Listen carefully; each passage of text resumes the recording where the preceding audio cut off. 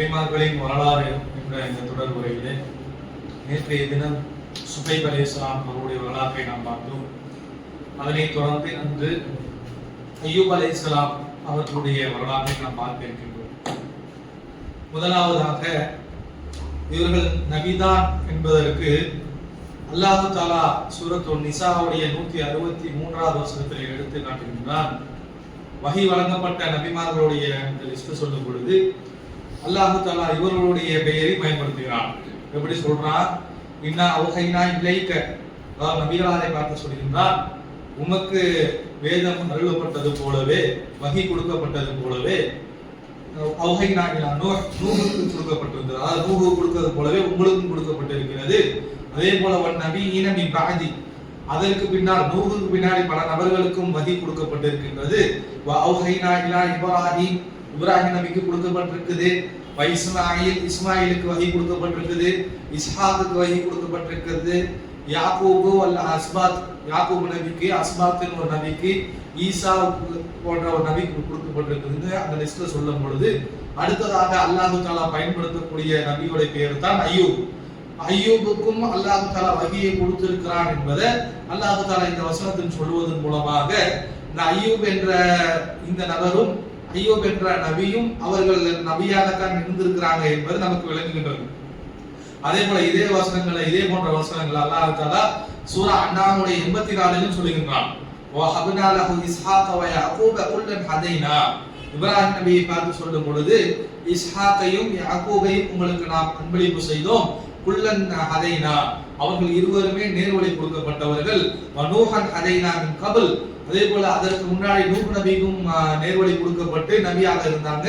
வமின் துர்ரியத்திஹி, அவர்களுடைய வழித்தோன்றல் நூஹ் நபியோட, இஸ்ஹாக்குடைய, யாக்கூபுடைய வழித்தோன்றல்ல வரக்கூடிய தாவூத், வ சுலைமான, வ அய்யூப, வ யூசுஃப, வ மூசா, வ ஹாரூன், அவங்க ரெண்டு பேருக்கு வழித்தோன்றல்ல வரக்கூடிய தாவூத், சுலைமான, அய்யூப், யூசுஃப், மூசா, ஹாரூன் இவர்களுக்கும் நேர்வழி கொடுக்கப்பட்டிருந்தது. கதாலிக நஜ்ஸில் முஹ்சினீன், இவ்வாறே நல்லவர்களுக்கு நாம் கூலி கொடுப்போம் என்று அல்லாஹ் தஆலா சொல்றதை பார்க்கிறோம். அப்ப இந்த வசனத்துல இருந்து கூடுதலாக நமக்கு என்ன ஒரு தகவல் தெரிஞ்சிருக்குன்னு சொன்னா, இப்ராஹிம் நபி, அவங்களுடைய மகன் இஸ்ஹாக், அவங்களுடைய மகன் யாக்கூப், இந்த வழியில் அவங்களுடைய மகன்ல இருக்கிறாங்கல 12 பேர். நேத்து பார்த்த யூசுப் நபியோட வரலாறு பார்த்தோம்ல, யூசுஃபும் சகோதரர்கள், அவருடைய வழித்தோன்றல்ல இருந்து தான் அய்யூப் நபி வந்திருக்கிறாங்க என்பது இந்த 684ல இருந்து நமக்கு விளங்கக்கூடியதாக இருக்கின்றது. அதே போல இவர்களுடைய விஷயத்தை பற்றி அல்லாஹ் தஆலா சில சொற்பமான வசனங்கள்ல ஒட்டுமொத்த குர்ஆனை எடுத்து பார்த்தோம்னாலும் விரல் விட்டு எண்ணக்கூடிய ஒரு சில வசனங்களில் தான் அய்யூப் நபி அவர்களுடைய வரலாற்றை எடுத்து காட்டுகின்றார். அவர்கள் செய்த பிரச்சாரங்கள் என்றோ, அல்லது அவர்களுக்கு ஏற்பட்ட துன்பங்கள் என்றோ, அல்லது அவர்களுக்கு ஏற்பட்ட அழிவு என்றோ என்று பெரிய எந்த ஒரு விஷயத்தையும் அல்லாஹ் தஆலா அய்யூப் நபியுடைய வரலாற்றை பற்றி பேசும்பொழுது சொல்லல. ஒரே ஒரு விஷயத்தை பிரதானப்படுத்தி அல்லாஹ் தஆலா சொல்கின்றார். அத சூரத்துல் அன்பியா 21வது சூராவுடைய 83, 84ல அல்லாஹ் தஆலா சொல்லி காட்டுகிறான். வ அய்யூப, இந்த அய்யூப் நபி இருந்தார்களே, இதனாதா ரப்பஹு, அவர்கள் இறைவனை அழைத்தார்கள். இன்னி மஸனிய துர், அல்லாஹ்வே எனக்கு ஒரு பிணியானது பீடித்து, எனக்கு ஒரு கஷ்டம் வந்துருச்சு. வ அன்த அர்ஹமுர் ராஹிமீன், நீ கருணை காட்டக்கூடியவனாக இருக்கின்றாய், நேசிக்கக்கூடியவனாக இருக்கின்றாய் என்று இந்த ஒரே ஒரு பிரார்த்தனையை செய்தார்கள் என்று அய்யூப் நபியை பற்றி வரக்கூடியதாக இருந்தது. அதே போல சூரத்து சாத் என்று சொல்லக்கூடிய 38வது சூராவுல 41வது வசனத்திலேயும் அல்லாஹ் தஆலா இது போல வசனங்களை பயன்படுத்துகின்றார். வதுகுர் அப்தனா அய்யூப், நம்மளுடைய அடியாராக இருக்கக்கூடிய அய்யூபை நினைவூட்டுவீராக. இது நாதா ரப்பஹு, அவர்கள் அல்லாஹ்வை அழைக்கக்கூடியவர்களாக இருந்தார்கள். இன்னி அழைத்து என்ன பிரார்த்தனை செய்தார்கள் என்று சொன்னால், இன்னி மஸனிய ஷைத்தானு பி நுஸ்பின் வ அதாப், அல்லாஹ்வே ஷைத்தான் எனக்கு கஷ்டத்தையும் அதே போல வேதனையும் ஏற்படுத்தி விட்டார் என்று பிரார்த்தனை செஞ்சாங்க வருது. ஒரு இடத்துல துர்ங்கிற வார்த்தை வருது, இன்னொரு இடத்துல நுசுப்ங்கிற வார்த்தை வருது, இன்னொரு இடத்துல அதாப்ங்கிற வார்த்தை தான் வருது. இந்த 3 வார்த்தையும் பார்த்தோம்னா துர்ருன்னா துன்பம், நுசுப்னா கஷ்டம், அதாப்னா வேதனை. இவர்கள் வாழ்க்கையில துன்பமும் கஷ்டமும் வேதனையும் வரக்கூடிய அளவிற்கு ஏதோ ஒன்று நடந்திருக்குது. அப்போ இது நடக்கிறதுக்காக ஒரு நோயின் வடிவுல வந்திருக்கும் போல. அப்போ அந்த நோய் வந்ததற்காக அய்யூப் நபி அவர்கள் அல்லாஹ்விட்ட பிரார்த்தனை செய்திருக்கின்றார்கள். அல்லாஹ் தஆலா சொல்றான், ஃபஸ்தஜப்னா லஹு, அவருக்கு நம்ம அந்த பிரார்த்தனையின் காரணமாக நாம் பதிலளித்தோம் என்று அல்லாஹ் தஆலா சொல்லியிருக்கிறான். பொதுவாகவே நம்ம அய்யூப் நபியுடைய வரலாறை எல்லாருமே கேட்டிருப்போம். எந்த இடத்துல நம்ம அய்யூப் நபியுடைய கேட்டாலும் அந்த அய்யூப் நபிக்கு இத்தனை நபிமார்கள் நம்ம வரலாறு பார்த்திருக்கிறோமே, இதுல எந்த நபிக்கும் சொல்லாத அளவுக்கு கதைகளும் கற்பனைகளும் யாருக்கு சொல்லப்படும்னா அய்யூப் நபிக்கு தான். அப்ப எப்படி இவர்களுக்கு கற்பனையான கதைகள்லாம் சொல்லுவாங்கன்னு சொன்னா, இவங்க பிரார்த்தனை செஞ்சாங்கல்ல, இன்னி மஸ்ஸனிய ஷைத்தான், என்னை சைத்தானானவன் எனக்கு நுசுபையும் அதாபையும் கஷ்டத்தையும் வேதனையும் கொடுத்துட்டான்னு சொல்றாங்கல்ல, இதற்கு விளக்கம் சொல்றேன். என்ன நடந்துச்சு அப்படிங்கறத நாங்க விளக்கணும்னு தஃப்சீர்ங்கிற பேர்ல, கஸஸுல் அன்பியாங்கிற பேர்ல என்ன எழுதி வச்சிருக்கிறாங்கன்னா, அய்யூப் நபி அவர்கள் எப்படி இருந்தாங்கன்னா ரொம்ப நல்லவர்களாக இருந்தாங்க, பெரிய வசதி படைச்சவங்களாக இருந்தாங்க, பெரிய தோட்ட துறவுகளுக்கு உரிமையாளர்களாக இருந்தாங்க. எப்படின்னா 1000 குதிரைகள், 1000 ஒட்டகங்கள், 7000 கௌவைகள், இன்னும் என்னென்ன எல்லாத்துலயும் 1000 எல்லாரும் 1000 போட்டு அவ்வளவு பெரிய பண்ணையை வைத்து அவ்வளவு பெரிய செல்வத்துக்கு ஆளானவராக இருந்தாங்க. அவர்களுக்கு 4 பிள்ளைங்க இருந்துச்சு, அவர் 4 மனைவிகள் இருந்தாங்க, 14 பிள்ளைகள் இருந்தாங்க. அது 4 பிள்ளைகள் 4 மனைவியில ஒரு மனைவி பேர் தான் ரஹ்மா அல்லது ரஹீமா. இவங்க யாருன்னா யூசுப் நபியுடைய மகளாம். இதுக்கு எந்த ஒரு தரவும் கிடையாது. கதை எப்படி எழுதி வச்சிருக்காங்க நம்ம கேள்விப்பட்டிருந்தோம்னா, அய்யூப் நபியோட வரலாறு வேற ஏதாவது ஒரு மஜ்லிஸ்ல உட்கார்ந்தோம்னா இதை தான் நம்ம கேள்விப்பட்டிருப்போம். யூசுப் நபியுடைய மகளை கட்டிக்கிட்டாங்க, 14 பிள்ளைங்க இருந்துச்சு, பல தோட்ட துறவுகள் இருந்துச்சு, எல்லா கால்நடைகளும் 1000 தலா 1000 எல்லாம் வச்சிருந்தாங்க, பெரிய அளவுல செல்வந்தராக இருந்தார்கள். அப்படி இருந்தாலும் தொழுகையில கரெக்டா, விவாதத்துல கரெக்டா, சாப்பிடும் போது ஏழைகளை கூப்பிட்டு வச்சு சாப்பிடக்கூடியவர்களா அப்படி எல்லாம் இருந்தார்களாம். இதை பார்த்துட்டு மலக்குமார்கள் என்ன செய்தார்களா, வானலோகத்துல அவர்கள் பேசிக் கொள்ளும் பொழுது, ஐயோ பாத்தீங்களா எவ்வளவு சிறந்த மனிதரா இருக்கிறாரு, காசு பணம் அவ்வளவு கொட்டி கிடந்தாலும் அல்லாஹ்வுக்கு செய்யக்கூடிய அந்த விஷயங்கள கரெக்டா இருக்கிறாரு அப்படின்னு மலக்குமார்கள் பேசிட்டு இருந்தாங்க. பேசிட்டு இருந்தது என்ன பண்ணாங்க, கொஞ்சம் சத்தமா பேசிட்டு இருப்பாங்க போல, நம்ம இப்லீஸ் காதுல விழுந்துருச்சு. இப்லீஸ் என்ன பண்ணான், வண்டி எடுத்து ஸ்ட்ரைட்டா அல்லாஹ் கிட்ட விட்டுட்டான். அல்லாஹ் கிட்ட விட்டுட்டு என்ன பண்றான், அது எப்படி அய்யூபை பத்தி எல்லாம் பெருமையா பேசிட்டு இருக்கிறாங்க, நீ அய்யூபுக்கு இவ்வளவு காசு கொடுத்தீனா, ஏக்கர் கணக்குல நிலத்தை கொடுத்தீனா, 1000 கணக்குல கால்நடை கொடுத்தீனா, அவரு பிரார்த்தனை செய்யதான் செய்வாரு, எங்க சொத்து போயிருமோன்னு அவரு பயந்துட்டு பிரார்த்தனை செய்வாருன்னு சொல்லிட்டு இப்லீஸ் டென்ஷன் ஆகி அல்லாஹ் கிட்ட போயிட்டு கேட்டானாம். அப்ப அல்லாஹ் தஆலா என்ன சொன்னானா, என்னுடைய அடியார் அல்லாஹ் சொல்றான், அபுதனா அய்யூப்ங்கறால என்னுடைய அடியான அய்யூபை பத்தி நீ தப்பா பேசுறியா, சரி உனக்கு என்ன வேணும் அப்படின்னு கேட்கணும், எனக்கு சக்தியை கொடு, அவருடைய தோட்ட துறவு அவருடைய கால்நடை செல்வத்தை எல்லாம் எடுத்துரு, அதுக்கப்புறம் அய்யூபுடைய உண்மையான முகம் தெரியும்னு இப்லீஸ் போய் அல்லாஹ் கிட்ட பேசுறானா. அப்படியா, அப்ப எடுத்துக்க போ அப்படின்னு இப்லீஸை அல்லாஹ் அனுப்பிச்சு விட்டதாகவும், இப்லீஸ் சைத்தான் வெளியே வந்து என்ன செய்யறானா, இவங்களுடைய அய்யூப் நபியோட என்னென்ன செல்வங்கள் இருக்குதோ எல்லாத்தையும் அழிச்சு விட்டானா. அழிச்சு விட்டோன்னே அய்யூப் நபி என்ன செய்யறாங்கன்னா, அதே மாதிரி தொழுது வைக்கிறதும், அதே மாதிரி இபாதத்துகள்ல செய்யறதும் அதே மாதிரி இருந்திருக்கிறாங்க. இப்லீஸ் என்ன பண்ணிட்டா, என்னடா நம்ம இவ்வளவு பெரிய பிளான போட்டோமே, அய்யூபை கவுத்து விடலாம்னு பார்த்தோமே, அவர் மாதிரி தொழுதுட்டு இருக்கிறாங்கன்னு சொல்லிட்டு வயசானவர் ஒரு சேக்கு வேஷம் போட்டுக்கிட்டு அய்யூப் நபி கிட்ட வந்தானா. வந்துட்டு அப்படி உங்களுடைய செல்வம் எல்லாம் அப்படி இதா போயிடுச்சு, இவங்களும் ஊர்ல நல்லா இருக்கிறானே, நீங்க நல்லா தொழுவுறீங்க ஓதுறீங்க, உங்களுக்கா அப்படி நிலைமை வரணும் அப்படின்னு இப்லீஸ் பேசுறானா அய்யூப் நபி. அய்யூப் நபி வந்துட்டு, அல்லாஹ் எனக்கு கொடுக்க பொழுது நான் அனுபவிச்சேன், அல்லாஹ் எடுத்துக்கிட்டா அதான் அப்பயும் நான் வந்துட்டு நன்றி உள்ளவனா இருப்பேன்னு சொல்லிட்டாங்க. இப்லீஸுக்கு ஒரே நோஸ் கட்டா போயிருச்சா, மறுபடியும் அல்லாஹ் கிட்ட போறான். அல்லாஹ் இது கொஞ்சம் பிளான் மிஸ் ஆகி போச்சு, நீ வந்துட்டு எனக்கு இன்னொரு சான்ஸ் கொடு, நான் போயிட்டு பிள்ளைங்க இருக்கிறனால தான் அல்லாஹ் அய்யூப் வந்துட்டு பயபக்தியோட இருக்கிறாரு, பிள்ளைங்களை வந்துட்டு நீ எடுத்துட்டேன்னு சொன்னா அவர் மறுபடியும் அவருடைய உண்மை முகம் தெரிஞ்சுக்கணும். இப்லீஸ் மறுபடியும் அல்லாஹ் கிட்ட போறான். அப்போ அல்லாஹ் வந்து டென்ஷன் ஆகி போடா முடிஞ்சது பாத்துக்கிறான்னு இப்லீஸ் கட்டி விட்டான். இவன் என்ன பண்ணா, திருப்பி வந்திருக்கிறான். வந்துட்டு அவர்களுக்கு 14 பிள்ளைகளா, 14 பிள்ளைகளும் ஒரு வீட்டுல இருந்தாங்களாமா. அந்த வீட்டை வந்துட்டு தீ குத்தி எடுத்து வைக்கிற மாதிரி 14 பிள்ளைகள் மூத்தா போயிட்டாங்களாம். மூத்தா போன உடனே மறுபடியும் இப்லீஸ், அதை நம்ம வழக்கமா அந்த வயசான வேஷம் போடுவாங்கல்ல, அந்த வேஷம் போட்டு மறுபடியும் அய்யூப் நபி கிட்ட வந்தானாமா. அய்யூப் நபியை பார்த்து, இப்படி உங்க பிள்ளைங்க சொல்லுதான் போச்சு, பிள்ளைகளும் போயிருச்சு, இன்னுமா தொழுவுறீங்க, இன்னுமா ஓதுறீங்க அப்படின்னு கேட்டாலாம். அப்ப அய்யூப் நபி அதே மாதிரி வந்துட்டு கொடுத்தாலாம் எடுத்துக்கிட்டா நம்ம என்ன பண்றதுன்னு பதில் சொல்லிட்டாங்க. மறுபடியும் சைத்தான் தோத்துக்கிட்டானாமா. மறுபடியும் என்ன பண்ணிட்டானா, அல்லாஹ் இந்த தடவை உடைய மாட்டேன், மறுபடியும் அல்லாஹ் கிட்ட கிளம்பி போயிட்டு அவருடைய உடல் ஆரோக்கியம் இருக்குது இல்ல, அதனால தான் அப்படி இருக்கிறார். அவர் உடல் ஆரோக்கியத்தை எடுத்துப்பாரு. அவர் வந்துட்டு அவருடைய உண்மை முகம் தெரியும் அப்படின்னும் போது அல்லாஹ் இந்த தடவை கண்டிஷன் போடுறான், அவருடைய உடம்பை என்ன வேணாலும் பண்ணிக்க, ஆனா உயிரையே எடுக்கக்கூடாது அப்படின்னு இப்படி சொல்லி விட்டுட்டு சைத்தான அல்லாஹ் அனுப்பிச்சு விட்டதாகவும், அப்படி சைத்தான் அங்கிருந்து வரா. ஐயூப் நபிக்கு வந்துட்டு பல்வேறு விதமான நோய்களை ஏற்படுத்தலாம. அவங்க கூட இருந்தவங்க எல்லாம் பிள்ளைங்க எல்லாம் மூத்தா போயாச்சா, சொத்து பத்தெல்லாம் போயாச்சா, மனைவிகள்லாம் இருப்பாங்கல்ல, அந்த மனைவிகள்லாம் இவருக்கு வந்து அந்த நோயை பார்த்துக்க முடியாம, அந்த நோயில அவங்கள கவனிக்க முடியாம, சலிக்க முடியாம ஒவ்வொருத்தராக விட்டுட்டு போயிட்டதாகவும், இந்த யூசுப் நபியோடைய பொண்ணு இருக்கிறாங்கல்ல, ஒரு மனைவி, 4 மனைவியில ஒரு மனைவி ரஹீமான்னு சொல்லிட்டு யூசுப் நபியோடைய பொண்ணை கட்டினாங்கன்னு சொன்னாங்கல்ல, அவங்க மட்டும் என்ன பண்ணிட்டாங்களா, நபியோடைய பொண்ணு தானே, அவங்க மட்டும் சபூர் செஞ்சுக்கிட்டு இவங்களை பார்த்துக்கிட்டாங்களா, மத்த கூட அண்ணன் தம்பி போக்குவரத்து சொந்தக்காரன் எல்லாம் விட்டுட்டு போயிட்டாங்களாமா. இவர்களுக்கு நோய் அப்படியே முத்தி முத்தி முத்தி முத்தி போயிட்டு உடம்புல வந்துட்டு எப்படி எந்த அளவுக்குன்னா புழுவெல்லாம் பொத்து போச்சான். உடம்புல வந்த அந்த வியாதியுடைய உச்சக்கட்டம் உடம்புல பார்த்தோம்னா எல்லாம் புழுவான்னு ஒண்ணுமா. என்ன பண்ணிங்க, ஒவ்வொரு புழுவும் வந்துட்டு அப்படியே தட்டி கீழே விழுந்துருமா. அப்போ ஐயூப் நபி என்ன பண்ணுவாங்களா, எல்லாம் எனக்கு சோதனையா கொடுத்துருக்கிறான், அந்த 2 புழு கீழே விழுந்துருச்சு, சோதனை கம்மியா இருக்கும், புழு எடுத்து மேல போட்டுக்குவோம். இதெல்லாம் நான் சொல்லல, கசசுல் அன்பியா என்ற கிதாபுல.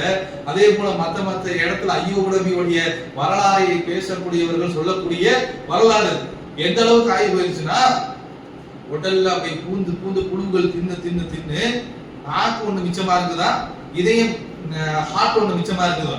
இதை தவிர்த்து புழு எங்கெங்கெல்லாம் பூந்து அவரை காலி பண்ண முடியுமோ அந்த அளவுக்கு காலி பண்ணி வச்சான். இப்ப மறுபடியும் இந்த சைத்தான் கிழமை விஷம் போடுவான்ல, போட்டுட்டு வந்துட்டு இப்படி கஷ்டப்படுறியப்பா, நீ இப்படி இது பண்றேன்னு பேசிட்டு அவருடைய மனைவியை பார்த்து சொல்லிட்டு போறானா, இவன் இப்படி இவ்வளவு கஷ்டப்படுறாரே, நீ அல்லாஹ் கிட்ட துவா செய்ய சொல்ல வேண்டியதானே அப்படின்னு வந்துட்டு அவர் மனைவியை பார்த்து சொல்லிட்டு சைத்தான் போயிட்டான். இந்த மனைவி என்ன பண்றாங்க, இவ்வளவு கஷ்டப்படுறீங்களே, உடம்பு ஃபுல்லா புழு பூத்து போச்சு, நாக்கு மட்டும் தானே மிச்சம் இருக்கு, அந்த யோசிச்சு நீங்க என்ன துவா செஞ்சா என்ன, அந்த துவா செஞ்சா அல்லாஹ் கபூலாக்கிடுவான்ல அப்படின்னு கேட்கும் பொழுது ஐயூப் நபிக்கு கோவம் வந்துருச்சு. எப்படி நீ எத்தனை வருஷமா நம்ம நல்லா இருந்தோம் அப்படின்னு கேட்டாங்களாம். அதுக்கு அவர்கள் மனைவி, நம்ம 70 வருஷமா நல்லா இருந்தோம், எனக்கு நோய் வந்து எத்தனை வருஷம் ஆகுது, 7 வருஷம் ஆகுது, 7 வருஷம் சபர் பண்ண முடியாதா, நான் பொண்ணை பிரார்த்தனை செய்யணுமா, இந்த மீட்டிங் என் மூஞ்சிலேயே முடிக்காத அப்படின்னு சொல்லி விட்டு தங்களுடைய நீ சைத்தான் சொல்லிதான் நீ வந்துட்டு என்கிட்ட பிரார்த்தனை செய்ய சொல்றேன்னு எனக்கு தெரியும், அதனால நீ என்னை விட்டு போன்னு சொல்லிட்டு மனைவி விரட்டி விட்டுறாங்களா. பிறகு ரொம்ப அப்படியே வெறுமனா உடல் உயிர் மட்டும்தான் இருக்குது அப்படிங்கிற ஒரு நிலைமை இருந்துச்சாமா. அப்பதான் வந்துட்டு இந்த பிரார்த்தனை செய்தாங்க, இதனால ரப்பஹு இன்னி மஸ்ஸன்னிய துர் அப்படிங்கிற இந்த பிரார்த்தனை செய்தார்கள் என்று ஒரு கதையை எழுதி வச்சிருக்கிறத பார்த்தோம். எங்க போனீங்கன்னாலும் சரி ஐயூப் நபியுடைய வரலாறை கேட்டோம்னா இதான் சொல்லுவார், உடம்பெல்லாம் கூத்து போய் புழு பொங்க வச்சு ரொம்ப முடியாத நிலைமையில அப்படி கிடந்தாரு என்று சொல்லக்கூடிய வரலாற்றை தான் நம்ம கேள்விப்பட்டிருக்கிறோம். இதுல 1% கூட உண்மை கிடையாது. ஏதோ ஒரு பிணியானது பீடித்திருக்கின்றது, ஏதோ ஒரு நோய்வாய்ப்பட்டிருக்கிறது, அவங்கள்ட்ட இருந்த செல்லும் வசனங்களை படிக்கும் பொழுது அவர்களுடைய அந்த உடல்நிலையின் காரணமாக கூட இருந்தவங்க விலகி போயிருக்கிறாங்க. அது ஐயூப் நபிக்கு மட்டும் போக மாட்டாங்க. நம்ம நல்லா சம்பாதிச்சு நம்ம நல்லா இருந்தோம்னா நம்ம கூட இருக்கக்கூடியவங்க இருப்பாங்க. நம்மளை பாத்துக்கிறதுக்கு நிலைமை வரும் பொழுது நம்ம கூட இருக்கிறவங்களும் போகதான் செய்வாங்க. நமக்கு உடம்பு சரியில்லை, நம்ம தான் பிசினஸ் செய்யக்கூடியவர்களாக இருப்போம், நம்ம தான் பொருளாதாரத்தை ஈட்டக்கூடியவர்களாக இருப்போம். நமக்கு உடம்பு சரியில்லைன்னா நம்மள்ட்ட இருக்க பொருளாதாரம் போகதான் செய்யும். அது போல ஐயூப் நபிக்கு என்ன ஆகுதுன்னு சொன்னா, அவர்களோட கூட இருக்கக்கூடிய பொருளாதாரங்கள் போகுது, கூட இருக்கக்கூடியவர்கள் எல்லாம் இந்த பாத்துக்க முடியாது விலகதான் செய்யறாங்க. வசனங்களை படிக்கும் போது அப்படிதான் விலகுது. ஆனால் இவங்க சொல்றது போல சைத்தான் போனா வந்தா பேசுனா சைத்தான் துவா செய்ய சொல்லுவான் அல்லாஹ் கிட்ட. அப்ப சைத்தானுடைய தாரீஃபும் தெரியல, நபிமார்களுடைய தாரீஃபும் தெரியல, துவா செய்யறதுக்கு அல்லாஹ் தஆலா உதுஊனி ஃபஸ்தஜிபுலக்கும்ங்கறான், என்னிடம் பிரார்த்தனை செய்யுங்க நான் பதிலளிக்கிறேங்கறான். நபிகளார் பிரார்த்தனை, உங்களுக்கு ஒரு செருப்பு வாரம் வந்துருச்சுன்னா கூட அல்லாஹ் கிட்ட பிரார்த்தனை செய்யுங்கன்னு ரசூலுல்லாஹ் சொல்லிக்கிறாங்க. இப்ப மாருக்கும் எதனாலும் அல்லாஹ் கிட்ட பிரார்த்தனை செய்யுங்கன்னு சொல்லி கொடுக்கும் பொழுது ஐயூபுடைய நபி வந்துட்டு உங்க பிரார்த்தனை கேளுங்களேன்னு சொன்னாங்களாமா. இதை கேட்டுட்டு ஐயூப் நபி கோவப்பட்டு அவங்களுடைய மனைவி விரட்டி விட்டுட்டாங்களா என்று எழுதி வைத்திருக்கக்கூடியதெல்லாம் புரட்டுக்கள் பொய்யுக்கள் என்பதை நாம் தெரிந்து வைத்துக் கொள்ளக்கூடியவர்களாக இருக்கணும். மொத்தமே 6 வசனம் தான் ஐயூப் நபியை பத்தி இருக்கின்றது. சூரா அன்பியாவுல 2 வசனம் 83 84, சூரா சாதுல 38வது சூறாவுல 41ல இருந்து 44 வரைக்கும் இருக்கக்கூடிய வசனங்கள் தான் ஐயூப் நபியை பத்தி இருக்குது. அப்போ ஏதோ ஒரு நோயால் பீடிக்கப்பட்டிருக்கிறாங்க, அவர்கள் முடக்கப்பட்டிருக்கிறாங்க, அவர்களுடைய செல்வங்கள் எல்லாம் அவர்களை விட்டு போகக்கூடிய நிலைமை ஏற்பட்டிருக்குது. அவர்களுடைய கேரக்டர் அவர்கள் கூட இருந்தக்கூடிய குடும்பத்தார்களும் அவர்களை விட்டு விலகதான் செய்வாங்க. ஐயூப் நபிக்கு மட்டும் நடக்காது. யாரா இருந்தாலும் நாளைக்கு நம்மளே நோய்வாய்ப்பட்டு படுத்துட்டானோ நீ பாத்துக்கிறதா நான் பாத்துக்கிறதா அடுத்துட்டு கூட இருக்க விலகி போக தான் செய்வாங்க. நம்ம கண்ட்ரோல்ல இருக்கக்கூடிய பிசினஸ் எல்லாம் லாஸ்ல போக தான் செய்யும். அப்ப ஐயூப் நபிக்கும் அது போல ஆகிருக்கும் தான் விளங்குனதே தவிர சைத்தான் சவால் விட்டுட்டு வந்துதான் செல்வத்தை பண்ணிட்டான், சைத்தான் சவால் விட்டுட்டு வந்துதான் பிள்ளைகளை சாவடிச்சிட்டான், சைத்தான் சவால் விட்டுட்டு வந்துட்டு தான் நோய்வாய் வச்சு படுத்து வச்சுட்டான். இந்த சைத்தான் எனக்கு அதாவது ஏன் இந்த இடத்துல பயன்படுத்துறாங்கன்னா நபிமார்களுடைய மரபு எப்படி என்று சொன்னால் ஏதாவது ஒரு நல்லது நடக்கும்னா அது அல்லாஹ்வோடு சேர்த்து சொல்லுவாங்க. அல்லாஹ்வுடைய கருணையோடு எங்களுக்கு வெற்றி பெற்றது, அல்லாஹ்வுடைய நாட்டத்தோடு நான் இந்த செயலை செஞ்சேன், அல்லாஹ்வுடைய நாட்டத்தோட நான் செய்யறேன் என்று நல்ல விஷயங்களுக்கு அல்லாஹ்வுடைய பெயரை பயன்படுத்துவதும். அதே ஒரு கெட்டது நடக்குதுன்னா அதுக்கு சைத்தானே ஹித்ர் அலைஹிஸ்ஸலாத்தோடு மூசா நபியோட ஒரு பையனை கூட்டம் கூட்டு போவாங்க. ஹித்ர் அலைஹிஸ்ஸலாத்தை பார்க்கும்போது ஒரு மீன் எடுத்துட்டு போவாங்க. மீனை ஒரு இடத்துல தங்கும் பொழுது அந்த மீனை விட்டுட்டு அவர்கள் சென்று விடுவார்கள். அந்த பையன் திருப்பி அந்த மீனை எடுத்துட்டு போறதுக்கு மறந்துடுவான். மறக்கும் பொழுது அந்த ஹதீஸ்ல வரக்கூடிய வாசகம் மூசா கேட்பாங்க, உன் கையில மீன் எடுத்துட்டு சொன்னேன் எங்கன்னு கேட்கும் பொழுது சைத்தான் எனக்கு மறக்கடிச்சிட்டான் என்று இந்த மறதி இந்த கெட்டதுக்கெல்லாம் சைத்தானை சேர்த்து சொல்லக்கூடிய வளமையானது நபிமார்கள்ட்ட இருக்கும். அல்லது தாபுரத்துல இருந்து தவறு செய்த மாதிரி சொல்லுவாங்க. இப்ராஹிம் நபி கூட பிரார்த்தனை செய்யும் போது வைதா மரிதுத்தும் ஃபஹுவ யஷ்ஃபி, நான் நோய்வாய்ப்பட்டால் நோயை கொடுக்கிறது யாரு தாங்க? அல்லாஹ் தான் நோயையும் கொடுக்கிறான், அல்லாஹ் தான் சிஃபாவும் கொடுக்கிறான். ஆனா நபிமார்கள் என்ன செய்வாங்கன்னா ஒரு கெட்டது ஏற்பட்டால் அது அல்லாஹ்வோட அல்லாஹ் நீ நோயை கொடுத்த நீ எடுத்துன்னு கேட்க மாட்டார். அவருடைய தன்மை அல்லாஹ் கிட்ட அப்படி பேசக்கூடிய தன்மை, அல்லாஹ் புரிஞ்சு வச்சிருக்கக்கூடிய தன்மை ஒரு கண்ணியத்தின் அடிப்படையில ஒரு கோட்டசியை வெளிப்பாடாக எப்படி சொல்லுவாங்கன்னா இன்னி மறைந்துட்டு நான் நோய்வாய்ப்பட்டு அவன் வந்துட்டு நோய் நிவாரணம் நோயை கொடுத்ததும் அல்ல. ரசூலுல்லாஹ் சொல்றாங்க அன்சல தாக வ அன்சல சிஃபா, யார் நோயை கொடுக்கிறானோ அவன் தான் நிவாரணத்தை கொடுக்கக்கூடியவன் ரசூலுல்லாஹ் எதிர் பாடம் எடுக்கின்றார்கள். ஆனா நபிமார்களுக்கு அவங்களுக்கு தெரியும், இப்ராஹிம் நபிக்கு தெரியாதா நோயை கொடுக்கிறவன் அல்லாஹ் தான் தெரியாதா? இருந்தாலும் அல்லாஹ் கிட்ட போய் நீ தான் நோயை கொடுத்தன்னு சொன்னா நல்லா இருக்காதுட்டு நான் நோய்வாய்ப்பட்டுட்டு நீ வந்து நிவாரணம் கொடுக்கும் அந்த மாதிரி ஒரு மாதிரி பேசுவார்கள். அதே போல கெட்டதுகள் மறதிகள் துன்பங்கள் ஏற்படும் பொழுது சைத்தான் ஏற்படுத்திட்டாங்கிற மாதிரி எல்லா நபிமார்களும் பயன்படுத்துவார்கள்.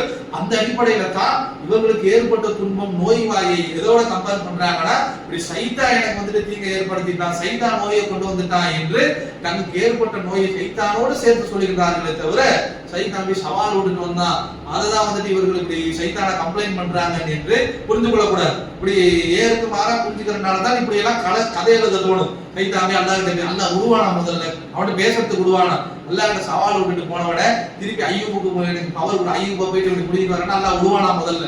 இதெல்லாம் அடிப்படையாக எந்த வரலாற்றை படிச்சுட்டு இருக்கிறோமோ இதுக்கெல்லாம் அடிப்படையவே தகர்க்கக்கூடியதாக ஐயூப் நபிக்கு இவர்கள் சொல்லக்கூடிய கிஸ்ஸாக்கள் கதைகள் எல்லாம் இருக்குதுங்கிறத நம்ம புரிந்து கொள்ளக்கூடியவர்களாக இருக்கணும். அப்ப இந்த வசனங்கள்ல இருந்து நமக்கு என்ன புரியுதுன்னா பெரிய அளவுல பாதிக்கப்பட்டிருக்கிறாங்க, ரொம்ப சபர் செஞ்சிருக்கிறாங்க. இந்த வார்த்தையை பாருங்களேன், இந்த வார்த்தையில கூட என்ன சொல்லுவாங்கன்னா அல்லாஹ் போய் நீ எனக்கு நோயை கொடுத்துட்டேன்னு சொல்லல, எனக்கு நோய் வந்துருச்சுன்னு கூட சொல்லல. என்ன சொல்றாங்கன்னா இன்னி மஸ்ஸன்னிய துர், எனக்கு ஒரு கஷ்டம் வந்துருச்சு, அந்த கஷ்டத்தை நிவாரணம் கொடுக்க கூட அந்த நபிமார்களுடைய அந்த டோனை பாருங்களேன், பயன்படுத்தக்கூடிய வார்த்தைகள் எனக்கு சிஃபாவா கூட கேட்கல. அந்த அர்ஹமுர் ராஹிமீன், நீ கருணை காணலாம், கருணை காட்டக்கூடியவனுக்கெல்லாம் கிருபை காட்டக்கூடியவனுக்கெல்லாம் பெரிய கிருபையாளன்ட்டு அப்படி அந்த நோய் நிவாரணத்தை கேட்கறதே அது ஒரு மாதிரி தன்னுடைய பணிவை வெளிப்படுத்தி வார்த்தைகள் பயன்படுத்துறத பார்க்கிறோம். அப்போ இந்த வார்த்தையை கேட்கிறாங்க, கேட்ட உடனே அல்லாஹ் தஆலா பதில் அளிக்கிறான். ஃபஸ்ட் தஜபுனா லஹு, அவருக்கு நம்ம பதில் அளித்தோம். எப்படின்னா இந்த அல்லாஹ் தஆலா 38ல 42வது வசனத்துல சொல்லுகிறான். அல்லாஹ் தஆலா என்ன செய்யறான்னா உர்குத் பி ரிஜ்லிக், அல்லாஹ் தஆலா என்ன சொல்றான்னா உங்களுடைய காலை நீங்க எந்த பகுதியில இருக்கிறீங்களோ அந்த பகுதியில உங்களுடைய காலை வைத்து பூமியை அப்படி தட்டுங்க, அப்படி மிதியுங்க, போட்டு தட்டக்கூடியவர்களாக இருங்கள் என்று அல்லாஹ் தஆலா கட்டளை இருக்கின்றான். நீ சொன்ன கதையில எப்படி எல்லாம் கை கால் எல்லாம் புழு ஊத்து போய் நாக்கும் ஹார்ட் மட்டும் தான் மிச்சம் இருந்துச்சா? எப்படி ஹார்ட் இது வச்சுட்டு எப்படி காலை வச்சு பூமியை தட்ட முடியும்? அப்ப அல்லாஹ் தஆலா சொல்லுகின்றான் உங்களுடைய காலை கொண்டு பீடிக்கப்பட்டிருக்கிறாங்க, நோய்வாய்ப்பட்டிருக்கிறாங்க, இருந்தாலும் நடக்கக்கூடிய நடந்தாதானே காலை வச்சு தட்ட முடியும். அப்ப நான் காலை வைத்து தட்டுங்கள், எந்த இடத்துல இருக்கிறீங்களோ அந்த இடத்துல காலை வச்சு அப்படி மிதிங்க என்று அல்லாஹ் தஆலா கட்டளை இருக்கின்றார். கட்டளை என்னன்னா ஹாதா மஹ்தஸலுன் பாரிதுன் வ ஷராபுன். அப்போ அந்த இடத்துல இருந்து தண்ணீரானது பீரிட்டு வருகின்றது. அந்த தண்ணீரை பார்த்து அல்லாஹ் தஆலா சொன்னா அந்த தண்ணீர் குளிர்ந்த குடிக்கக்கூடிய நீராகவும் குளிக்கக்கூடிய நீராகவும் இருக்குது. எனவே இதை வச்சு நீங்க குளிச்சுக்கோங்க, இதை வச்சு நீங்க குளிச்சுக்கோங்க. குளிச்சீங்கன்னா உங்களுடைய மேனியில் ஏற்படக்கூடிய நோய்கள் எல்லாம் போயிடும். நீங்க குடிச்சீங்கன்னு சொன்னால் இன்டர்னல் ஆர்கன்ஸ் விசலர் ஆர்கன்ஸ்க்காக இருக்கக்கூடிய உள்ள இருக்கக்கூடிய உறுப்புகள் எல்லாம் சரி போயிடும். அப்படி ஒரு ஏற்பாடு அல்லாஹ் தஆலா வச்சிருக்கிறான். காலை வச்சு தட்டுறாங்க, தட்டக்கூடிய இடத்துல தண்ணீரானது பீரிட்டு வருது. அந்த தண்ணீருடைய தன்மையை பற்றி அல்லாஹ் தஆலா சொல்லும் பொழுது பாரிது குளிர்ந்த நீராக வருது. அதை எடுத்து குடிக்கிறதுக்கும் அதை எடுத்து குளிக்கிறதுக்கும் பயன்படுத்திக்கங்க என்று அல்லாஹ் தஆலா சொல்கின்றார். அவர்கள் அப்படியே செய்யறாங்க. செஞ்சதுக்கு பிறகு அவர்களுக்கு நோயானது நிவாரணமாக்கப்படுறது. அவருக்கு நம்ம அவருடைய குடும்பத்தை நாம் பரிசளித்தோம். இதுலதான் சொல்றோம் அவருடைய குடும்பத்தை நமக்கு பரிசளித்தோம் அல்லாஹ் தஆலா திருப்பி சொல்றதுல இருந்து நமக்கு என்ன விளைக்க முடியுதுன்னா, இவர்கள் நோய்வாய்ப்பட்டிருக்கும் பொழுது இவரை கவனிக்க முடியாம குடும்பத்தார் எல்லாம் விலகி போயிட்டாங்கன்னு நமக்கு புரிகிறது. ஏன்னா குடும்பத்தார் கூட இருந்திருந்தாங்கன்னா அவர்களை நம்ம பரிசளித்தோம்னு அல்லாஹ் சொல்ல மாட்டாங்கல்ல. நோய்வாய்ப்பட்டிருக்கும் போது குடும்பத்தார் பிரிஞ்சு போயிட்டாங்க, ஏதோ ஒரு காரணம். நம்ம நோய்வாய்ப்பட்டாலும் பிரிஞ்சு போக தான் செய்வாங்க. அப்போ அது அப்படி நோய்வாய்ப்பட்ட காரணமாக பிரிஞ்சு போயிட்டாங்க. பிறகு உடம்பு தேறுது, நல்ல ஆரோக்கியமாகறாங்க. ஆனதுக்கு பிறகு மறுபடியும் அல்லாஹ் தஆலா அவர்களுக்கு ஒரு குடும்பத்தை கொடுக்கிறான். அவர்களுக்கு இருந்த குடும்பத்தை போல இன்னொரு குடும்பத்தையும், முதல்ல சின்ன குடும்பமா இருந்திருக்கும், அதை விட மிக அந்த நோய்வாய்ப்பட்டு அல்லாஹ் கண்டு ஷிஃபாவை வாங்கினதுக்கு அப்புறம் அதை விட அதே மாதிரி இன்னொரு குடும்பத்தை அதை விட பெரிய மடங்களை கொடுத்தோம்னு சொல்றார். மஹும் ரஹ்மத்தன் மின்னா, நம் புறத்தில் இருந்து நம்ம அதிகமான கருணையை அவருக்கு கொடுத்தோம். அப்படி சொல்லக்கூடிய விஷயங்களை பார்க்கிறோம். அதே போல இன்னொரு வசனத்தில் அல்லாஹ் தஆலா சொல்கின்றான் 21:84 இதேதான் சொல்கின்றான். அவர்களுக்கு குடும்பத்தை அவருடைய குடும்பத்தை அன்பளிப்பாக கொடுத்தோம். அதே மாதிரி ஒரு மனதையும் கொடுத்தோம். இந்த திக்ரிகளில் ஆபிதீன், நம்மிடம் நம்மளுடைய அடியார்களை நீங்கள் இவ்வாறு நினைவு கூறுங்கள் என்று அல்லாஹ் தஆலா சொல்லக்கூடியதை பார்க்கிறோம். அப்போ நோய்வாய்ப்பட்டிருக்கிறாங்க, ரொம்ப சபர் செய்யறாங்க, அவர்கள் பிரார்த்தனை செய்யறாங்க. பிரார்த்தனையின் மூலமாக அல்லாஹ் தஆலா பூமியில தங்களுடைய காலை வச்சு தட்ட சொல்றான். தட்ட சொன்ன பிறகு அங்க ஒரு தண்ணீரானது பீரிட்டு எடுக்குது. பீரிட்டு எடுக்கும் பொழுது அந்த தண்ணீரை குடிப்பதற்காக பயன்படுத்த சொல்றாங்க. அவர்கள் பயன்படுத்திய மாத்திரத்திலேயே அவர்களுக்கு ஷிஃபாவானது கிடைக்கின்றது. ஷிஃபா கிடைச்ச உடனே திருப்பி அவருடைய உடல் ஆரோக்கியமானது திருப்பி கிடைக்குது. அதை வச்சு உழைக்கிறாங்க, பொருளாதாரத்தை ஈட்டுறாங்க. வேற ஹதீஸ்கள் வேற வசனங்கள்ல பார்த்தோம்னா திருப்பி பெரிய அளவுல அவர்கள் பொருளாதாரத்தை சேர்த்துட்டாங்கன்னு வருது. அப்போ திருப்பி அவர்கள் உடம்பு சரியானோன்னு உழைக்கிறாங்க, பொருளாதாரத்தை சேர்க்கிறாங்க. எதெல்லாம் நோயின் மூலமாக அவர்களை விட்டு நீங்கியதோ, நோய் வந்துச்சுன்னா எல்லாத்துக்கும் தானே கையை விட்டு போவோம். எதெல்லாம் நோயின் மூலமாக அல்லாஹ் தஆலா அவர்கள் கையை விட்டு விளக்கினானோ அதையெல்லாம் பன்மடங்காக திருப்பி அவர்களுடைய கைவசமே கொடுத்துட்டான் என்பது தான் அய்யூப் நபியுடைய வரலாறாக இருக்கின்றது. அதே போல 38வது அத்தியாயத்துடைய 44வது வசனத்துல ஒரு வசனம் வரும். அல்லாஹ் தஆலா என்ன சொல்றானா, உதுபி யதிக திஹ்சன், உங்களுடைய கையில ஒரு புல்லுக்கட்டை எடுங்க, வத்ரிபு பிஹி, அதை கொண்டு நீங்கள் அடியுங்கள், வலா தஹ்னஸ், நீங்கள் உங்களுடைய சத்திய பிரமாதத்தை மீற வேண்டாம், இன்னா வஜத்னாஹு சாபிரன் அப்படின்னு வரும். இதற்கு ஒரு விளக்கம் சொல்லுவாங்க. என்ன அப்படின்னா, அந்த ஷைத்தான் கடைசியா வந்து அவருடைய மனைவி கிட்ட துஆ செய்ய சொல்லுங்கன்னு சொன்னாங்கன்னு பார்த்தோம்ல அந்த கதையில இவங்க மனைவி வந்து சொல்றாங்களா, சொன்னோன்னு அய்யூப் நபி என்ன பண்ணிடுறாங்கன்னா, எனக்கு மட்டும் சரியா போகட்டும், உனக்கு 100 கசையடியை கொடுக்குறேன், 100 தடவை குச்சி வச்சு அடிக்கிற மாதிரி அப்படின்னு வந்துட்டு அவர்கள் நியத்து வச்சுட்டாங்க, நேர்ச்சி செஞ்சுட்டாங்க. அதுக்கு தான் அல்லாஹ் தஆலா என்ன சொல்றானாமா, உனக்கு சரியா பேசல, பொதுக்கு எதிக்கல் உன்னுடைய கையில ஒரு புல்லுக்கட்டை எடு, எப்படி அந்த அடிக்கணும்னு நியத்து வச்சுட்டானா. சரியா போயிருச்சாமா. சரியா போன உடனே உடம்பெல்லாம் தேர்ந்ததுக்கு அப்புறம் மனைவி திருப்பி வந்துட்டாங்க. இவங்க தான் நேர்ச்சி வச்சாங்கல்ல, 100 தடவை அடிக்கணும் நேர்ச்சி வச்சாங்கல்ல. அதனால வந்துட்டு அல்லாஹ் தஆலா என்ன சொன்னானா, நீ 100 தடவை உன்னுடைய மனைவி திருப்பி வந்து அடிப்பேன்னு சொல்லி இருக்கிற, அதனால திருப்பி அடிச்சிரு. ஆனா நீ வந்துட்டு உன் மனைவி மேல பாசமா இருக்க, தூக்கி தடியெல்லாம் தூக்கி அடிக்க மாட்டேன்னு எனக்கு தெரியும், அதனால உனக்கு ஒரு கள்ள வேலையை சொல்லி தரேன்னு சொல்லிட்டு ஒரு புல்லு கட்டு 1 2 3ன்னு 100 புல்லை எடுத்து கட்டி அந்த ஒரு புல்லை கட்டு எடுத்து ஒரு அடிதானே அதுவும். அப்போ ஒரு குச்சிக்கு ஒரு அடினா 100 அடி சரியா போச்சு என்று அப்படித்தான் இந்த வசனம் குறிக்குது என்று தவறான ஒரு விளக்கத்தை கொடுப்பார்கள். என்ன புரியுதுன்னா நோய் சம்பந்தமாக பேசிட்டு வராங்க. அந்த புல்லுக்கட்டை எடுத்துக்கங்க அடிச்சுக்கங்கன்னா தங்கள் மீது அடிச்சுக்கிறதுக்காக அல்லாஹ் தஆலா சொல்லியிருக்கிறான். இந்த நோய் சம்பந்தமாக இருக்கக்கூடிய குளிச்சுட்டு இது பண்ணிட்டு மருந்து போடுவோமா இல்லையா, அது போல புல்லுக்கட்டை நீங்க அடிச்சுக்கங்கன்னு வருதே தவிர போய் மனைவி அடிக்கணும். ஒருத்தர் தவறாக நேர்த்தி செஞ்சான்னு சொன்னா உடம்பு சரியா போகணும்னா அதை போய் தீர்க்கணும்னா இருக்குதா? அது மனைவியை போட்டு அடிப்பேங்கிறது சரியான நேர்ச்சியா? நபிமார்கள் இப்படி பண்ணுவார்களா? அதுக்கு ஹதீஸ் இருந்தா கூட சரி இப்படி இருந்திருக்காதுக்கு நம்ம ஏற்றுக்கொள்ளலாம். இவர்கள் வந்துட்டு நபிமார்களுடைய இலக்கணத்திற்கு புறம்பாக அல்லாஹ் அவர்களுக்கு கொடுத்த பொறுப்புக்கு புறம்பாக இவர்களாக ஐயூப் நபி இப்படி நியத்து வச்சாரு, மனைவியை போட்டு அடிக்கணும் நியத்து வச்சாரு, அதுக்கு அல்லாஹ் தஆலா 100 புல்லை எடுத்து கட்டி அதை வச்சு ஒரு அடி சரியா போயிடும் என்று அல்லாஹ் தஆலா அந்த நியர்ச்சியை ஏமாற்றத்துக்கு வழி சொல்லி கொடுத்தான் என்று அல்லாஹ்வுடைய இலக்கணத்திற்கு எதிராக நபிமார்களுடைய இலக்கத்திற்கு எதிராக விளக்கம் எழுதி வச்சிருக்கிறத பார்க்கிறோம். அடிப்படையாகவே ஒருத்தர் வந்துட்டு தவறான நேர்ச்சியை வச்சுதான் தௌபா பண்ணிட்டு திருப்பி வந்துட வேண்டியதுதான். ஒருத்தர் என்ன பண்றான், நான் 2025 வந்துருச்சுன்னா 2026 27 வந்துருச்சுன்னா முதல் நாள் நான் வந்துட்டு நியூ இயர்ல வந்துட்டு தண்ணி அடிப்பேன் நேர்ச்சி செய்யலாம். இப்ப நேர்ச்சி செஞ்சுட்டான்னு சாராயம் கொண்டாட சொல்லுவோம். நம்ம திருதி வாட வந்து அண்ணா தௌபா கேட்கறான்னு சொல்ல மாட்டோம். அதே போல ஒருத்தர் வந்து நேர்ச்சி வைக்கிறான், அவனை நான் வெட்டாம விட மாட்டேன்னு ஒருத்தர் வந்துட்டு அல்லாஹ் சத்தியம் பண்ணிடுறான். அல்லாஹ் நான் சத்தியம் பண்ணிட்டேன், உங்க ஒரே ஒரு கையை மட்டும் வெட்டிக்கிறவா கை காட்டு நான் கேட்போம். தெரியாம ஒரு கோபத்துல சொல்லிட்டோம், அந்த நேர்ச்சி தவறானது, இதுக்கு மேல அதை நம்ம அதை வழிநடத்த கூடாதுன்னு விட்டுட்டு வர்றதுதான் சரியான முறையாது. ரசூலுல்லாஹ் கூட ஒரு ஹதீஸ்ல, முஸ்லிம்ல வரக்கூடிய ஒரு ஹதீஸ்ல சொல்லுவாங்க, அல்லாஹும்ம இன்னி முஹம்மதுன் பஸருன், அல்லாஹ்வே நான் ஒரு மனிதன், முஹம்மது ஆகிய நானு மற்ற மனுஷன் போலவே ஒரு மனுஷன் தான். யக்தபு கமா யக்தபுல் பஸர், மனிதர்கள் கோபப்படுவது போலவே நான் கோபப்படுவேன்.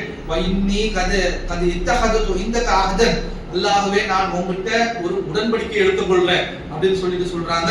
லன் துஃப்லஃபனிஹி, அதாவது என்னுடைய பிரார்த்தனை ஏற்றுக்கொள்ளாது. யாருக்கு எதிராகவோ நான் பிரார்த்தனை செய்தாலோ அவர்களுக்காக நான் லஅனத்தை வேண்டினாலோ நீ என்ன செஞ்சிடாத, நான் மனுஷங்கிற அடிப்படையில கோபத்துல நான் வந்துட்டு அவர்கள் மீது சாப விட்டுருப்பேன், அவர்களை சபபத்துகு அவர்களை ஏசி இருப்பேன், அவர்களுக்கு சாபம் விட்டுருப்பேன், அவர்களுக்கு லஅனத்து வாங்கி இருப்பேன். அல்லாஹ்வே அந்த லஅனத்தை நீ ஏத்துக்காத என்று ரசூலுல்லாஹ் ஆல்ரெடி துஆ செஞ்சு வச்சிருக்காங்க. மனுஷங்கிற பேர் என்ன நபியாக இருக்கிறாங்க, அவர்கள் செய்யக்கூடிய பிரார்த்தனைகள் எல்லாம் பதிலளிக்கப்பட்டுரும். அப்ப ரசூலுல்லாஹ் என்ன செய்யறாங்கன்னு சொன்னா, அவர்கள் நம்ம பிரார்த்தனை செஞ்சு அதை ஏற்றுக்கொண்டுருச்சுன்னா அவன் வாழ்க்கை நாசமா போயிருமேன்னு சொல்லிட்டு அதுக்கு எல்லாத்துக்கும் முன்னாடியே என்ன செஞ்சு வச்சிடறாங்கன்னா, நான் அப்படி கோபத்துல யாரையாவது திட்டினாலோ யாரையாவது இப்படி லஅனத்து உண்டாக்கினாலோ யாரையாவது சாபம் விட்டாலோ அதை தயவு செஞ்சு அல்லாஹ் ஏத்துக்காத, மாறாக என்னுடைய லஅனத்துகளை வைத்து அவர்களுக்கு பாவ மன்னிப்பு கொடு, அதுக்கு பகரமாக அவர் பாவ மன்னிப்பு கொடு, என்னை நெருங்குவதற்கான வழியை அவர்களுக்கு கொடு என்று ரசூலுல்லாஹ் இவ்வாறு தான் பிரார்த்தனை செஞ்சிருக்கிறாங்கன்னு பார்க்கிறோம். ஆனா ஐயூப் நபியில இது மாதிரி ரசூலுல்லாஹ் நபி இப்படி சொல்லி கொடுத்திருக்கிறாங்க. உங்க ஐயூப் நபிக்கு என்ன சொல்றாங்க, மனைவி அடிக்கணும்னு நியத்து வச்சாரா, அதனால புல்லக்கட்டை எடுத்து அடினானாமா என்று தவறான வியாக்கியானங்கள் கொடுக்கறத பார்க்கிறோம். அடிங்கிற இந்த வசனம் எதை குறிக்கிறதுனா, புல்லுக்கட்டு ஏதாவது ஒரு மருந்து மாதிரி அல்லாஹ் தஆலா ஏற்பாடு பண்ணி கொடுத்திருப்பான். அதை எடுத்து அவர்கள் தங்கள் மீது அடித்துக் கொள்ளக்கூடியவர்களாக அவர்கள் மீது தேய்த்துக் கொள்ளக்கூடிய அது மாதிரி ஒரு இருக்கும் என்பதை நாம் புரிந்து கொள்ள வேண்டும். தொடர்ந்து அல்லாஹ் தஆலா எப்படி சொல்றானா, இன்னா வஜதனாஹு சாபிரன், இந்த அய்யூப் நபியை நம்ம சாபிராக பொறுமைசாலியாக பார்த்தோம். பொறுமைசாலி பண்ற வேலையை அப்படி மனைவியை போயிட்டு குத்தெடுத்து அடிக்கிறது பொறுமைசாலியோட செய்யக்கூடிய வேலையா? அப்போ அல்லாஹ்வே இந்த இடத்துல அல்லாஹ் ஐயூப் நபி சொல்லும் பொழுது அவர் பொறுமைசாலியாக இருக்கிறார் சொல்றத பார்க்கிறோம். இதுக்கு விளக்கம் கொடுக்குறாங்கிற பேர்ல ஐயூப் நபி குச்சால் அடிப்பேன், உனக்கு தடியடி கொடுப்பேன், உனக்கு சாட்டையால 100 அடி கசையடி கொடுப்பேன் என்று சொன்னார்கள் என்று சொல்லக்கூடியதை பார்க்கிறோம். அப்ப அந்த வரலாறுகளை எல்லாம் புறந்தள்ளக்கூடியவர்களாக இருக்கணும் சொல்லி அல்லாஹ் தஆலா ஐயூப் நபிக்கு நிஅமல் அப்த், நம்மளுடைய அடியார்கள்லயே ஒரு சிறந்த அடியார் இவரு, இன்னஹு அல்லாஹ், அல்லாஹ் திரும்பி வரக்கூடியவராக என்ன நடந்தாலும் அல்லாஹ்வின் பக்கத்து தன்னுடைய முகத்தை திருப்பக்கூடியவராக இருக்கிறார் என்று அல்லாஹ் தஆலா சொல்றத பார்க்கிறோம். இந்த வசனங்கள் எல்லாம் வச்சிட்டு நடுவுல ஃபில் இன் தி பேங்க்ஸ் சொல்றாங்கல்ல, அது மாதிரி அல்லாஹ் சொல்லக்கூடிய கருத்தை வச்சுக்கிட்டு நடுவுல என்னென்ன சொல்ல முடியுமோ எல்லாம் சொல்லி சரித்தாங்க வந்தான், பிள்ளைங்க போச்சு, பொண்டாட்டி போயிருச்சு, நிலம் போயிருச்சு, ஆடு போயிருச்சு, மாடு போயிருச்சு, அப்படி என்று கதையை கட்டக்கூடியவர்களாக இருக்கிறாங்க. ஐயூப் நபியை பற்றி இந்த 6 வசனங்கள் தான் இருக்குது. இந்த 6 வசனத்தை தவிர யாரு எதை சொன்னாலும் அது பொய்யான உறுதியான தகவல்கள் என்பதை நம்ம விளங்கிக் கொள்ளக்கூடியதாக இருக்கணும். அதே போல இவர்களுக்கு மொத்தம் 18 வருடங்கள் இந்த நோயானது பீடித்திருந்தது. அதுக்கப்புறம் தான் சிஃபா கடந்தது என்ற இப்னு ஹிப்பான்ல ஒரு செய்தி வருகின்றது. அதுவும் பலவீனமான நிலையில் இருக்கின்றது.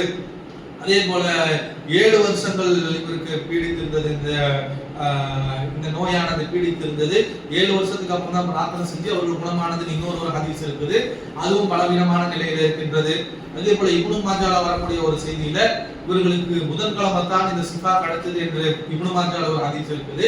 அதுல வரக்கூடிய அறிவிப்பாளர்களும் முன்கருந்துற தரத்தில் இருக்கின்றார்கள். அவர்களுடைய ஹதீஸ்களும் ஏற்றுக்கொள்ளப்படாத நிலைமையில இருக்கு.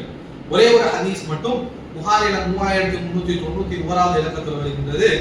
ஐயூப் நபி என்ன செய்யறாங்கன்னா, இது மாதிரி நோய்வாய்ப்படுறாங்க, தங்களுடைய இருக்கக்கூடிய சொத்து, தங்களுடைய குடும்பம், தங்களுடைய உடைமைகள் எல்லாத்தையும் இழக்கிறாங்க.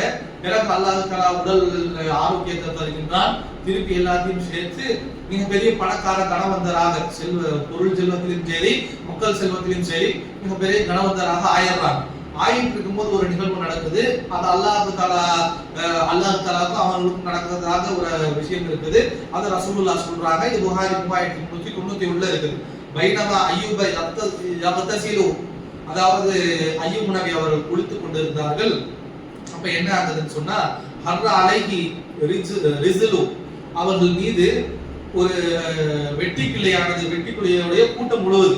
எப்படின்னா அந்த வெட்டிக்கிளைனா ஜராதன் மின் தஹபி, அதனுடைய வெட்டிகளினா சாதாரண வெட்டிகள் இல்ல, தங்கத்தாலான வெட்டிகள், ஒரு பெருமதியாக இருக்கக்கூடிய ஒரு வெட்டிக்கிளையுடைய கூட்டமானது அவர்கள் மீது விழுவது. இவங்க என்ன செய்யறாங்க, குளிச்சுட்டு இருந்த ஆள் என்ன செய்யறாங்கன்னா, ஜால யஹ்தஃபி சவாபி சௌபிகி, தங்களுடைய ஆடை இருக்குது இல்ல, அந்த ஆடையில போயிட்டு என்ன செய்யறாங்கன்னு சொன்னா, இந்த தங்கத்தாலான வெட்டிகளை எல்லாம் போட்டு குளிக்கக்கூடியவர்களாக எடுத்து கலெக்ட் பண்ணக்கூடியவர்களாக இருக்கிறாங்க. இருந்த உடனே அப்ப அல்லாஹ் ஃபனாதா ரப்புக யா அய்யூப், அய்யூபே என்று அல்லாஹ் தஆலா அழைத்தானாம். அலம் தகுன் அக்னியன் துக அம்மா தரா, எப்ப உனக்கு இவ்வளவு செல்வம் கொடுத்திருக்கிறானே, உனக்கு அதெல்லாம் பத்தாதா? இந்த வெட்டிக்கிளி உழுவுதுன்னா இதையும் எடுக்கக்கூடிய அளவுக்கு, வெட்டிக்கிளியில கோல்டுல ஒரு வெட்டிக்கிளிங்கிறது நமக்கு தெரியும், நல்ல ஒரு சைஸ்க்கு இருக்கும். எடுத்து எடை போட்டு பார்த்தோம்னா ஒரு 2 பவுனுக்காக வரும். இப்ப 2 பவுன் அளவுக்கு தங்கம் கொட்டக்கூடியதாக அந்த அல்லாஹ் இதெல்லாம் ஏற்படுத்தி இருக்கின்றான். அப்படியே அந்த வார்த்தைகளை பார்த்தோம்னா ஒரு 10-15 விழுந்திருக்கும். அப்ப அவளை உழுகிறத எடுக்கும் பொழுது அல்லாஹ் தஆலா கேட்கிறான், எப்ப உனக்கு கொடுத்தது பத்தாதா? இந்த வெட்டிக்கிளியே தான், அதாவது இந்த வெட்டிக்கிளி 2, 3, 4 பவுன்ல உழுகிற வெட்டிக்கிளியே ஏன் ஒண்ணும் இல்ல, அவர்கிட்ட இருக்கிற செல்வத்திற்கு முன்னாடி இந்த வெட்டிக்கிளியால் தங்கத்தாலான வெட்டிக்கிளியே ஒண்ணும் இல்லைன்னு அல்லாஹ் தஆலா சொல்லி காட்டுறான். அந்த அளவுக்கு செல்வம் படைச்சவராக இருந்திருக்கிறார். அதை குறிப்பிட்டு அல்லாஹ் தஆலா கேட்கிறான், உனக்கு கொடுத்த செல்வம் பத்தாதா? இந்த வெட்டிக்கிளியை போய் பொறுக்கிட்டு இருக்கிறிய அப்படின்னு கேட்கும் பொழுது அவர்கள் சொல்ற காலபலா யா ரப்பி, அதாவது அய்யூப் நபி சொல்றாங்க, அவ்வாறு இல்லை அல்லாஹ், வலா கின்னி லா கினிலிய அன் பரக்கத்தி, உன்னுடைய பரக்கத்துல இருந்து நான் தேவையில்லாதவனாக எப்ப ஆக முடியும்? நான் என்கிட்ட எவ்வளவு செல்வம் இருந்தாலும் உன்னுடைய பரக்கத்தை நாடிதான் நான் இருக்கிறேன். நீ எப்போ எவ்வளவு வரக்கத்தை கொடுத்தாலும், இந்த வரக்கத்துக்கு இந்த இடத்துல அய்யூப் நபி எதை பயன்படுத்துறாங்க, எதை குறிப்பிடுறாங்கன்னா செல்வத்தை தான் பயன்படுத்துகின்றார்கள். உங்ககிட்ட ஓம்பரத்துல எவ்வளவு செல்வம் வந்தாலும் அதுல நான் நிராசை அடையக்கூடியவனாக, நீ எவ்வளவு கொடுத்தாலும் அதுல இருந்து நான் தேவையற்றவனாக நான் இருக்கிறது இல்ல, நீ எவ்வளவு கொடுத்தாலும் நான் வாங்கிக்க வேண்டாம் அல்லாஹ் என்று அய்யூப் நபி பதிலளித்தார்கள் என்று ஒரு ஹதீஸ் புகாரி 3391 இலக்கத்துல இருப்பதாக பார்க்கின்றோம். அப்ப அய்யூப் நபியுடைய வரலாறு அவ்வளவுதான். இது ஒரு ஹதீஸ், 4 வசனங்கள். இதை தவிர்த்து அய்யூப் நபியை பற்றி எந்த ஒரு வரலாறு என்று யாரு சொன்னாலும் அதற்கான எந்த ஒரு சான்றும் இல்லை. எழுதி வச்சிருக்காங்க, தாரிக் தபரி அல் பிதாயா வன் நிஹாயா கஸஸுல் அன்பியா என்ற கிதாபுல எழுதி வச்சிருப்பாங்க. ரசூல் சொல்லி இருக்கணும்ல, அல்லாஹ் சொல்லி இருக்கணும், ரசூல் சொல்லி இருக்கணும். அய்யூப் நபி காலத்துல போய் பார்த்துட்டு வந்தாங்களா இவங்க? அப்போ இதெல்லாம் அல்லாஹ்வும் ரசூலும் அங்கீகரிச்சாதான் அந்த தகவல்களை ஏற்றுக்கொள்ள முடியுமே தவிர மற்ற அனைத்து விஷயங்களையும் நாம் புறம் தள்ளக்கூடியவர்களாக இருக்க வேண்டும். இப்ப அய்யூப் நபியோட வரலாறு இவ்வளவு தான். இன்ஷா அல்லாஹ் அடுத்த நபியோடைய வரலாறை அடுத்தடுத்த தினங்களில் பார்ப்போம்.